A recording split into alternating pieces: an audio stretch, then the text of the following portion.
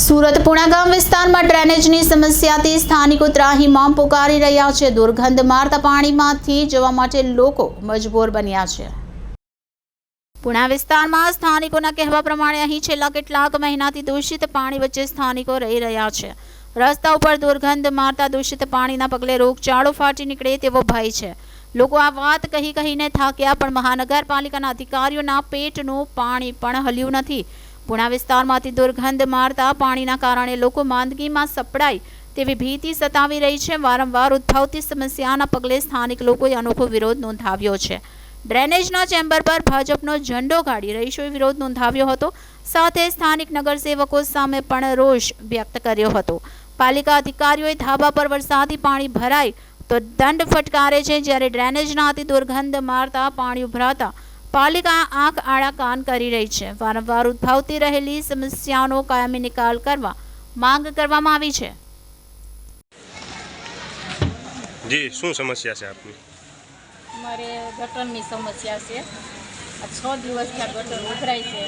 અહીં કોઈ ડોકું કાઢવાય નથી આવતું અને ઘરના આંગણા લગીને પોકેટ છે ગટરનું પાણી। બાળકોને હાલવા ચાલવામાં બહુ પડે છે ખબર, અને મેલેરિયા, ઝાડા ઉલટીના વાહરા બહુ થાય છે। અને મને એવું લાગે છે કે જ્યારે મુખ્યમંત્રી હતા ત્યારે બહેનોને એમ કીધું હતું જ્યારે જરૂર પડે ત્યારે તમે ટપાલ લખજો। આજે મારી બહેનોને જરૂર છે તો કેમ નથી આવતા એમ। તો આજે અમને એવું લાગે છે કે મુખ્યમંત્રીનો જન્મદિવસ છે તો આ એની અમને ભેટ આપી હોય એવું લાગે છે। જી, શું આ 6 દિવસથી સતત અમારે ગટર ઉભરાય છે અને આ ગટરનું પાણી જે અમારે આની પાછળ સંતોષી કૃપા સોસાયટી આવી છે તો એમની અંદર બધું જ પાણી ત્યાં આવે છે, ખરાબ પાણી।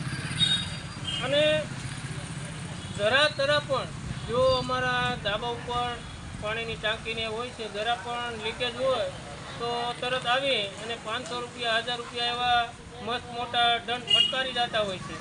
અને આ પાણી સતત 6 દિવસથી ગંદુ જાય છે તો અહીંની અંદર મેલેરિયા છે, એવા ઘણા બધા પ્રકારના રોગો થાય તો બાળકોની દશા શું થાય? કારણ કે બાળકોને ભણવા જવા માટે આ રોડેથી જ નીકળવું પડતું। તમે કોઈને રજૂઆત કરી છે આ બાબતે?